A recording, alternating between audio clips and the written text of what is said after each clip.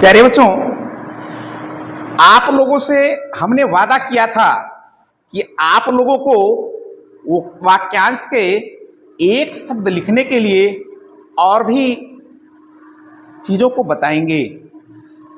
तो देखिए, उसी श्रेणी में हाँ, एक चीज और ध्यान देंगे आप, तो आप पाएंगे जो इसका उत्तर है यानी एक शब्द है, आप इसको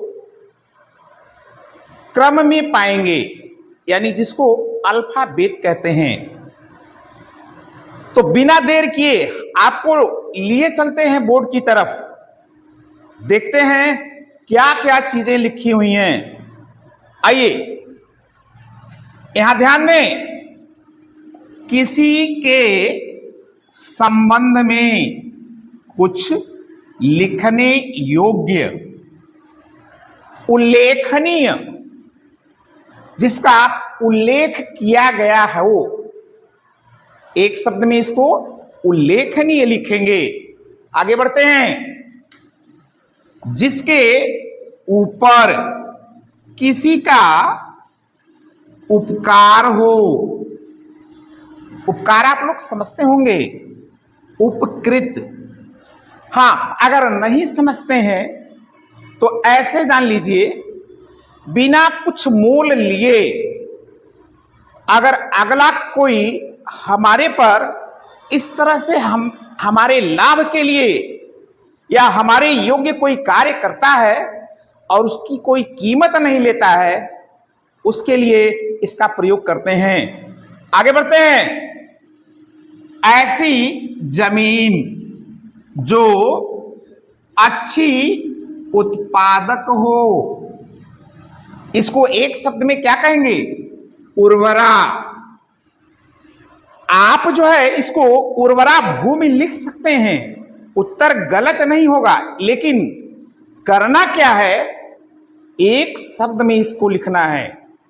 सो एक शब्द के लिए उर्वरा शब्द जो है यह उपयुक्त है, अच्छा है। आगे बढ़ते हैं, जो छाती के बल चलता हो, इसको एक शब्द में क्या कहेंगे? उरग। आप लोग बड़े होंगे, प्रतियोगी परीक्षाओं में बैठेंगे, उसी में से एक प्रतियोगिता आती है बल के लिए। बल मतलब जो सेनाएं होती हैं। यहां जब आप पहुंचेंगे तो वहां पर आप लोगों को तरह तरह से योग्य बनाने के लिए परीक्षाएं ली जाती हैं, और उसके लिए आपको छाती के बल यानी हाथों की जो घुटने हैं दोनों हथेलियों के, इसके बल चलना होता है। आगे बढ़ते हैं, जिसने अपना ऋण पूरा चुका दिया हो। अगर मान लेते हैं कोई कर्ज लिया और उसे पूरा पूरा चुका दिया, तो उसको एक शब्द में क्या कहेंगे? उऋण। आगे बढ़ते हैं, जिसका ऊपर कथन किया गया हो। ऊपर कथन किया गया हो, लिखा गया हो, इसको एक शब्द में क्या कहते हैं? उपर्युक्त।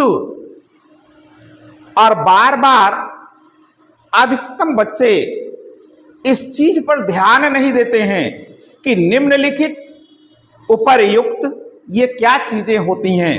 आप लोगों को विशेष रूप से इसका ध्यान रखना चाहिए, और अगर कहीं लिखा हुआ आपको मिल गया तो आप बिल्कुल, अगर इसको याद किए हुए हैं, आसानी होगी आपको समझने के लिए। जिसका मन जगत से उचट गया हो, इसको एक शब्द में क्या कहेंगे? उदासीन। यानी इस संसार से, यह संसार क्या है? मोह का एक बहुत बड़ा जाल है, और इस मोह से जो अपने को अलग कर लिया उसको एक शब्द में इसका प्रयोग करते हैं। आगे बढ़ते हैं।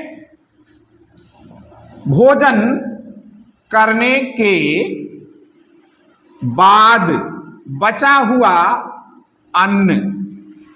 आप लोग खाना खाते हैं, चाहे विद्यालय पर टिफिन लेकर के आए हों, यानी दोपहर का भोजन, या फिर अपने घरों या अन्य कहीं खाते हैं, तो कभी कभी ऐसा होता है हमारे खाने के बाद, हमारी इच्छा पूर्ति होने के बाद कुछ अन्न, कुछ भोजन बच जाते हैं, और ऐसे के लिए ही हम एक शब्द में कैसे इसको जाने पहचानेंगे? तो ध्यान दें, क्या चीज है वह? उच्छिष्ट। आगे बढ़ते हैं। जिस भूमि में, बड़े ध्यान से देखिएगा, कुछ भी पैदा नहीं होता हो। तुम आपके अपने ही प्रदेश में एक नहीं, बहुत सारे ऐसे स्थान हैं जहां पर भूमि जो है वहां पर कुछ होता ही नहीं है। पेड़ पौधे अगर कुछ उगते भी हैं तो कुछ विषैली घासें और कुछ और छोटे झाड़ीदार पौधे, जैसे आप लोग समझ रहे हैं, आक यानी यहाँ के स्थानीय भाषा में या कुछ स्थानों पर भी उसको मदार के नाम से भी जाना जाता है, जिसका दूध बड़ा गाढ़ा होता है और खास करके आंखों के लिए बड़ा हानिकारक भी होता है। तो ऐसी भूमि, हाँ एक चीज और जान ले, कुछ दलदली भूमि भी होती है जहां पर कुछ खास चीजें पैदा नहीं होती हैं। तो ऐसी भूमि के लिए एक शब्द में इसको क्या हम कह सकते हैं? ऊसर। आगे बढ़ते हैं, या ध्यान दें, तांडव नृत्य की मुद्रा में शिव। प्यारे बच्चों, नृत्य जो लिया गया है, खास करके जो सांस्कृतिक नृत्य हैं, यह शिव की एक तांडव मुद्रा है। तांडव का अर्थ होता है क्रोध। क्रोध में वह कई बार ऐसा अवसर आया है जो नाचने पर उनको मजबूर कर दिया। एक उदाहरण आप लोग को दे रहे हैं।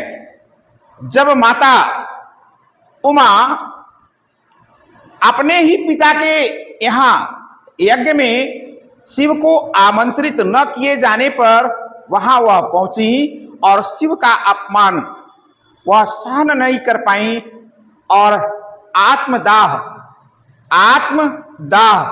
आत्मा की जो अग्नि होती है उसके माध्यम से अपने प्राणों का त्याग कर देती हैं। और वहां पर शिव ने ये नृत्य किया हुआ है। तो आइए देखते हैं इसको एक शब्द में हम कैसे जानेंगे। क्या कहते हैं इसको? नटराज। बहुत सारे लोग अपने घरों में भी नटराज की मूर्तियां रखते हैं, जबकि धर्मानुसार यह उचित नहीं है। आगे बढ़ते हैं। सम्मान में दी जाने वाली भेंट, इसको एक शब्द में क्या कहते हैं? आप लोग भी इस शब्द का प्रयोग किए होंगे। क्या कहते हैं इसको? नजराना, तोहफा। तो बहुत सारे इसके नाम हैं। अलग अलग स्थानों पर इसको अलग अलग नामों से जाना जाता है, लेकिन हमने आपके लिए क्या रखा? अभी हमने बताया है कि जो उत्तर है एक शब्द है। कोशिश हमने यह किया है कि यह अल्फाबेट चले। आगे बढ़ते हैं। जिसका जन्म अभी अभी हुआ हो, उसको एक शब्द में क्या कहेंगे? नवजात। क्या कहेंगे? नवजात। आगे बढ़ते हैं। जिस स्त्री का विवाह अभी हुआ हो उसको क्या कहेंगे एक शब्द में? नवोढ़ा। नवविवाहिता भी कह सकते हैं, लेकिन शब्द जो होगा वह एक नहीं तब दो हो जाएगा, लेकिन एक शब्द में इसको नवोढ़ा कहते हैं। आगे बढ़ते हैं। जिसका उदय हाल में हुआ हो। उदय यानी प्राकट्य, जल्दी, हाल में यानी जल्दी हुआ हो, उसको एक शब्द में कहेंगे क्या चीज? नवोदित। आगे बढ़ते हैं। जो वस्तु नाशवान हो इसको एक शब्द में क्या कहेंगे? नश्वर। आप लोग समझे हैं? अगर नहीं समझे हैं तो आप ऐसे जान लीजिए, जो भी जीव रूप में आया है, चाहे वो सूक्ष्म हो यानी हमारी सामान्य आंखों से दिखता नहीं हो, या फिर बृहद हो, जीव रूप में आया हो, चाहे वह चर हो या फिर अचर हो, एक न एक दिन इसको नष्ट होना ही है, और इसी को कहते हैं नश्वर। आगे बढ़ते हैं। जिसका सिर झुका हुआ हो। आप भी, यह माह जो चल रहा है, सावन का महीना शिव को समर्पित होता है, और आप सभी देखे होंगे शिवालयों में हर रोज अधिक से अधिक संख्या में लोग पहुंच करके और शिव के सामने नतमस्तक होते हैं। तो एक शब्द में क्या कहेंगे? नतमस्तक, यानी सिर को झुकाना।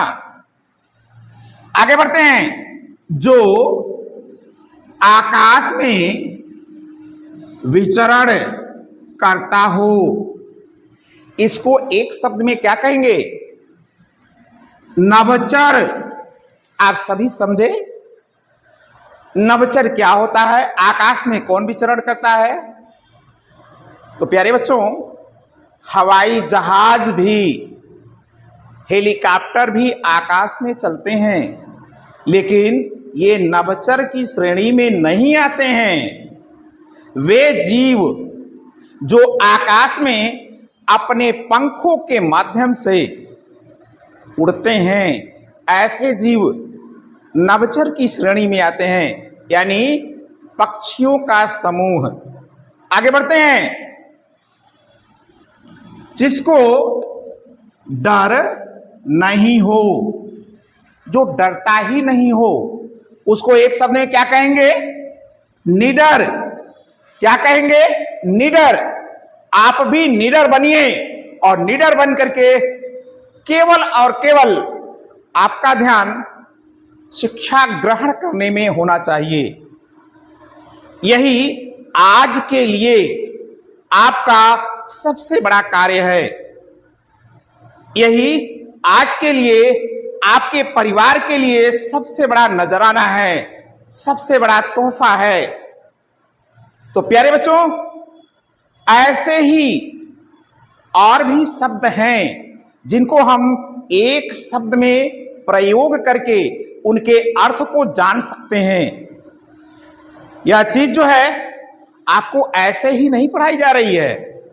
आप यहां क्लास में आपका ज्ञान तो बढ़ेगा ही बढ़ेगा, इसके बाद भी आप जब परीक्षाओं में बैठेंगे, चाहे वह आपका विद्यालयी परीक्षा हो या फिर किसी प्रतियोगी परीक्षा में बैठ रहे हो,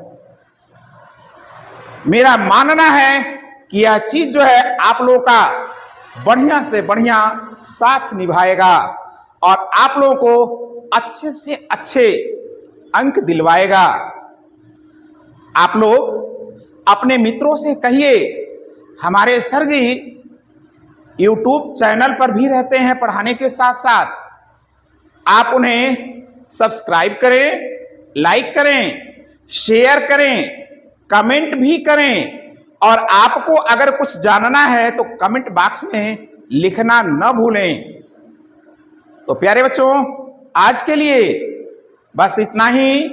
मिलते हैं आप लोगों से पुनः इसी तरह की ज्ञान भरी बातों को लेकर के अगले क्लास में। धन्यवाद।